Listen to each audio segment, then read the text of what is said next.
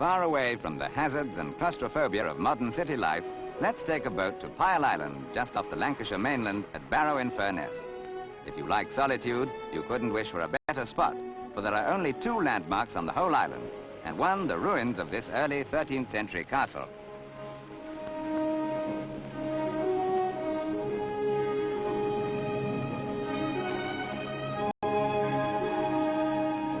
The castle was built by the monks of Furness Abbey to ward off Scottish invaders, and as late as the 15th century it was a base for several thousand troops.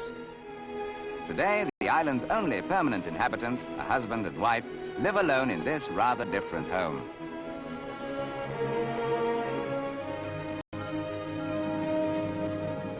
Provisions and mail for the 2 residents are taken over from the mainland once a week, besides the occasional sightseers at weekends. In all other ways, the inhabitants, Dan and Sarah Rooney, are completely independent. They even generate their own electricity. In summer months, Mr. and Mrs. Rooney run the island's tiny inn, but Dan, a former policeman, is also traditionally known as the king of PIEL Island.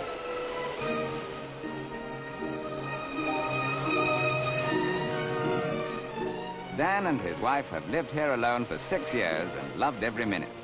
During the summer, of course, they're not short of company, but during the off-season, there's no one else on the island for weeks on end. Without even a telephone line, they'd have to light a fire near the castle to attract attention in an emergency. Still, as you'll have gathered by now, they're a pretty dependable couple.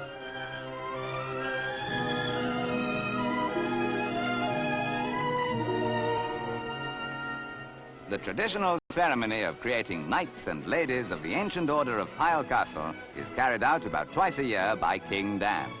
The knight designate must swear to help in the running of any local sports, such as cockfighting and bull baiting. We did say it was an old charter.